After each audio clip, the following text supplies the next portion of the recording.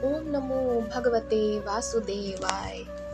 जय श्री कृष्ण भक्तगण। ओम नमः शिवाय। प्यारी माताओं और बहनों, आज भादों का पूर्णिमा है और इस उपलक्ष्य में चलिए सुनते हैं भाद्र पूर्णिमा की यह व्रत कथा।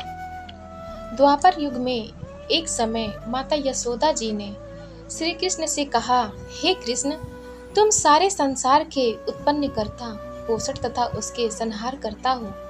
आज कोई ऐसा व्रत मुझसे कहो जिसके करने से मृत्यु लोक में स्त्रियों को विधवा होने का भय न रहे तथा यह व्रत सभी मनुष्यों की मनोकामना पूर्ण करने वाला हो। श्री कृष्ण कहने लगे, हे माता, तुमने अति सुंदर प्रश्न किया है। मैं तुमसे ऐसे ही व्रत को सविस्तार कहता हूँ। सौभाग्य की प्राप्ति के लिए स्त्रियों को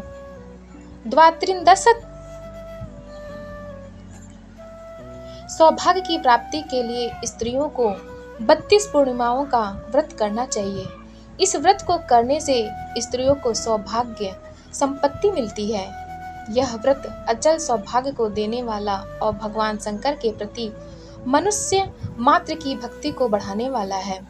यशोदा जी कहने लगी, हे कृष्ण, सर्वप्रथम इस व्रत को मृत्युलोक में किसने किया था? इसके विषय में विस्तार पूर्वक मुझसे कहो। श्री कृष्ण जी कहने लगे कि इस भूमंडल पर एक अत्यंत प्रसिद्ध राजा चंद्रहास से पालित अनेक प्रकार के रत्नों से परिपूर्ण कातिका नाम की एक नगरी थी। वहां धनेश्वर नाम का एक ब्राह्मण था और उसकी स्त्री अति सुशील रूपवती थी। दोनों ही उस नगरी में बड़े प्रेम से साथ रहते थे। घर में धन धान्य आदि की कोई कमी नहीं थी।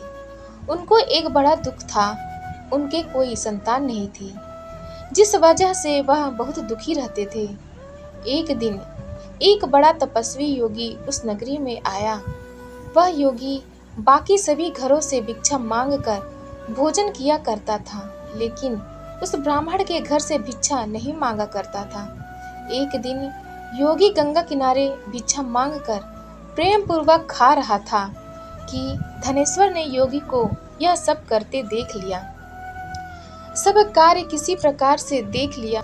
अपनी भिक्षा के अनादर से दुखी होकर धनेश्वर योगी से बोला, महात्मन, आप सब घरों से भिक्षा लेते हैं, परंतु मेरे घर की भिक्षा कभी भी नहीं लेते। इसका कारण क्या है? योगी ने कहा कि निसंतान के घर की भीख पतितों के अन्न के तुल्य होती है और जो पतितों का अन्न खाता है वह भी पतित हो जाता है। चूंकि तुम निसंतान हो, अतः पतित हो जाने के भय से मैं तुम्हारे घर की भिक्षा नहीं लेता हूँ। धनेश्वर यह बात सुनकर अपने मन में बहुत दुखी हुआ और हाथ जोड़कर योगी के पैरों पर गिर पड़ा तथा अंतर्भाव से कहने लगा, हे महाराज, यदि ऐसा है तो आप मुझको पुत्र प्राप्ति का उपाय बताइए। आप सर्वज्ञ हैं, मुझ पर अवश्य ही यह कृपा कीजिए। धन की मेरे घर में कोई कमी नहीं है, परंतु मैं पुत्र न होने के कारण अत्यंत दुखी हूँ। आप मेरे इस दुख का हरण करें। आप सामर्थ्यवान हैं। यह सुनकर योगी कहने लगे, हे ब्राह्मण, तुम चंडी की आराधना करो। घर जाकर उसने अपने स्त्री से सब वृत्तांत कहा और स्वयं तप के निमित्त वन में चला गया। वन में जाकर उसने चंडी की उपासना की और उपवास किया। चंडी ने 16वें दिन उसको स्वप्न में दर्शन दिया और कहा, हे धनेश्वर, जा, तुझको पुत्र होगा, परंतु वह 16 वर्ष की आयु में ही मृत्यु को प्राप्त हो जाएगा। यदि तुम दोनों स्त्री पुरुष 32 पूर्णमासी का व्रत विधि पूर्वक करोगे तो वह दीर्घायु होगा। जितनी तुम्हारी सामर्थ्य हो, आटे के दिए बनाकर शिव जी का पूजन कर। तो पूरे 32 पूर्णमासी हो जाने चाहिए। प्रातः काल होने पर इस स्थान के समय भी तुम्हें एक आम का वृक्ष दिखाई देगा। उस पर तुम चढ़कर एक फल तोड़कर शीघ्र अपने घर चले जाना। अपनी स्त्री से सब वृत्तांत कहना।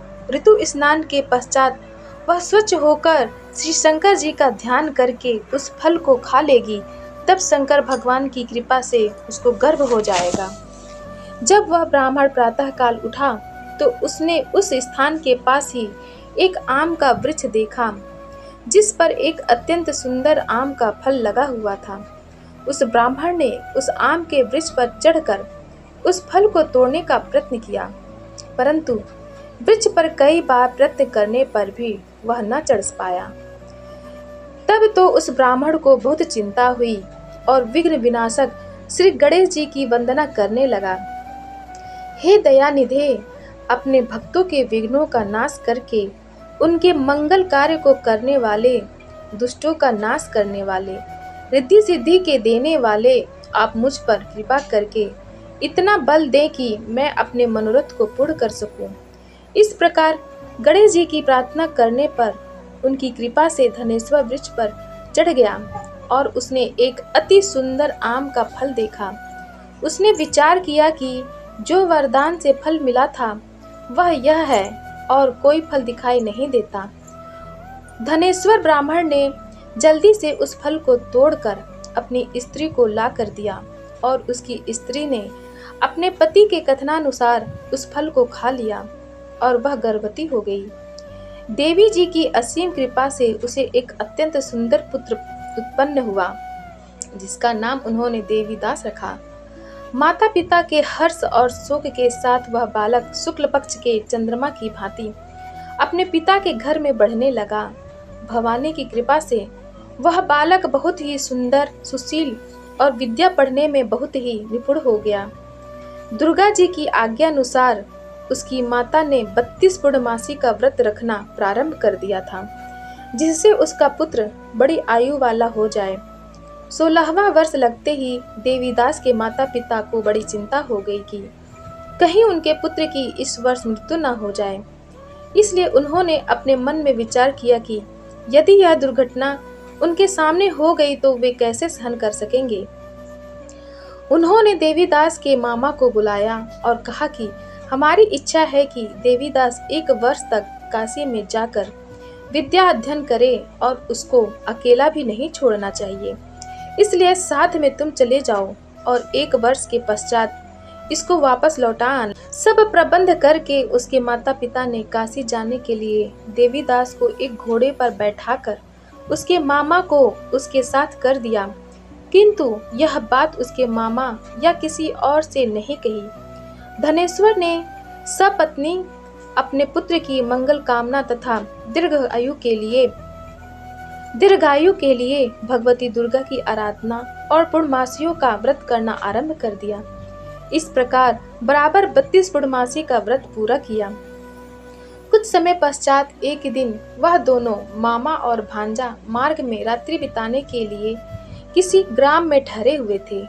उस दिन उस गांव में एक ब्राह्मण की अत्यंत सुंदरी, सुशीला, विदुषी और गुणवती कन्या का विवाह होने वाला था।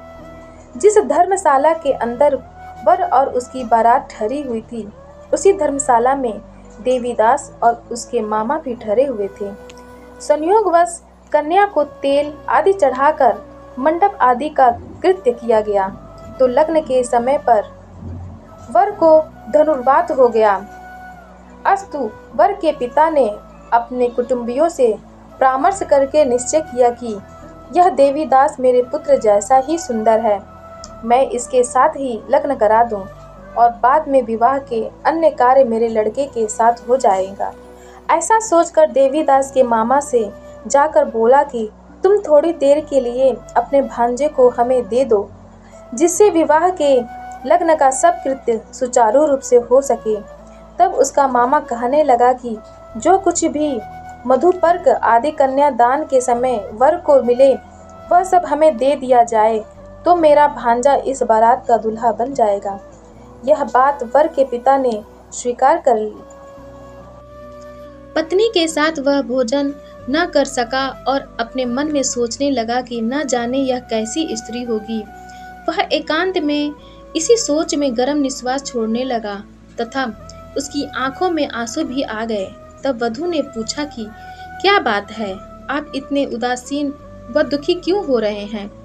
तब उसने सब बातें जो वर के पिता व उसके मामा में हुई थी उसको बतला दी। कन्या कहने लगी कि यह ब्रह्म विवाह के विपरीत कैसे हो सकता है। देव, ब्राह्मण और अग्नि के सामने मैंने आपको ही अपना पति बनाया है, इसलिए आप ही मेरे पति हैं। मैं आपकी ही पत्नी रहूंगी, किसी अन्य की कदापि नहीं। तब देवीदास ने कहा, ऐसा मत कहिए, क्योंकि मेरी आयु बहुत थोड़ी है। मेरे पश्चात आपकी क्या गति होगी, इन बातों को अच्छी तरह विचार लो। परंतु वह दृढ़ विचार वाली थी, बोली कि जो आपकी गति होगी वही मेरी गति होगी। हे स्वामी, आप उठिए और भोजन करिए, आप निश्चय ही भूखे होंगे। इसके बाद देवीदास और उसकी पत्नी दोनों ने भोजन किया तथा शेष रात्रि वे सोते रहे। प्रातः काल देवीदास ने अपनी पत्नी को 3 नगों से जड़ी हुई एक अंगूठी दी, एक रुमाल दिया और बोला, हे प्रिय, इसे लो और संकेत समझकर स्थिर चित्त हो जाओ। मेरा मरण और जीवन जानने के लिए एक पुष्प वाटिका बना लो, उसमें सुगंधी वाली एक 9 मल्लिका लगा लो, उसको प्रतिदिन जल से सींचा करो और आनंद के साथ खेलो कूदो तथा उत्सव मनाओ।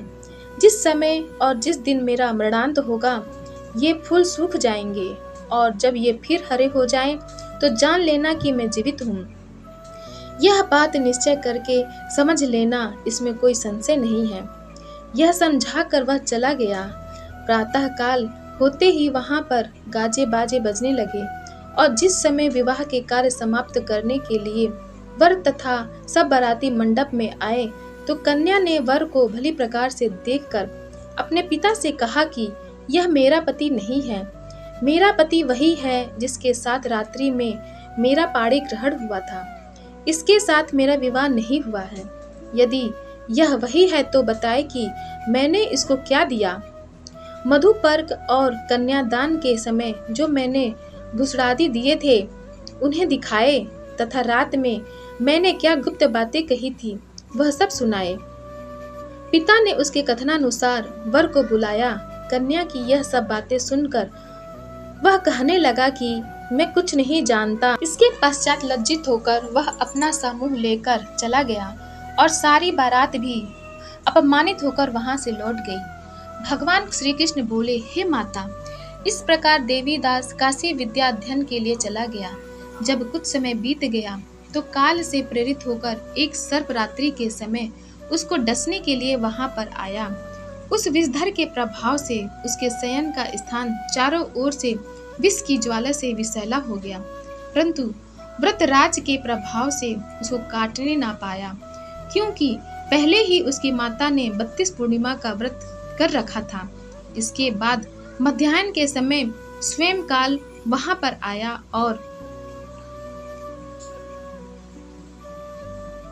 उसके शरीर से उसके प्राणों को निकालने का प्रयत्न करने लगा, जिससे वह मूर्छित होकर पृथ्वी पर गिर पड़ा। भगवान की कृपा से उसी समय पार्वती जी के साथ श्री शंकर जी वहां पर आ गए।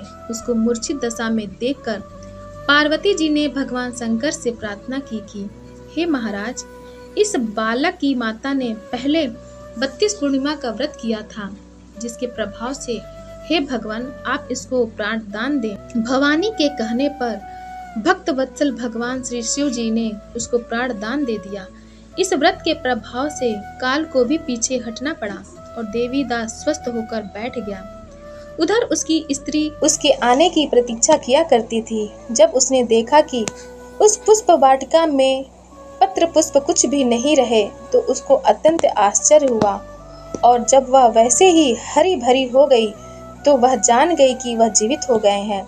यह देखकर वह बहुत प्रसन्न मन से अपने पिता से कहने लगी कि पिताजी, मेरे पति जीवित हैं, आप उनको ढूंढिए। जब 16वां वर्ष व्यतीत हो गया तो देवीदास भी अपने मामा के साथ काशी से चल दिया। इधर उसे ससुर उसको ढूंढने के लिए अपने घर से जाने वाले ही थे कि वह दोनों मामा भांजा वहां पर आ गए। उसको आया देखकर उसका ससुर बड़ी प्रसन्नता के साथ अपने घर में ले आया। उस समय नगर के निवासी भी वहां इकट्ठे हो गए और सबने निश्चय किया कि अवश्य ही इसी बालक के साथ इस कन्या का विवाह हुआ था। उस बालक को जब कन्या ने देखा तो पहचान लिया और कहा कि यह तो वही है जो संकेत करके गया था। तदुपरांत सभी कहने लगे कि भला हुआ जो यह आ गया, और सब नगरवासियों ने आनंद मनाया। कुछ दिन बाद देवीदास अपनी पत्नी और मामा के साथ अपने ससुर के घर से बहुत सा उपहार लेकर अपने घर के लिए प्रस्थान किया। जब वह अपने गांव के निकट आ गया तो कई लोगों ने उसको देखकर उसके माता पिता को पहले ही जाकर खबर दे दी कि तुम्हारा पुत्र देवीदास अपनी पत्नी और मामा के सहित आ रहा है।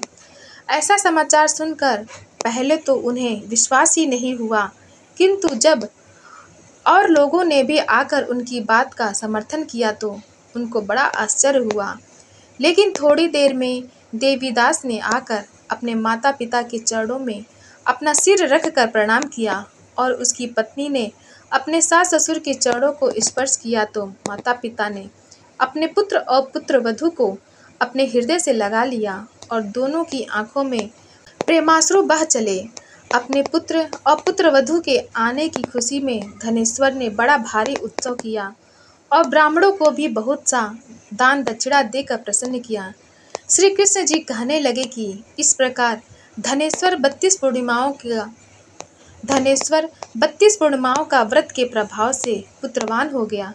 जो भी स्त्रियां इस व्रत को करती हैं वे जन्म जन्मांतर में वैधव्य का दुख नहीं भोगती और सदैव सौभाग्यवती रहती हैं। इसमें कोई संदेह नहीं मानना।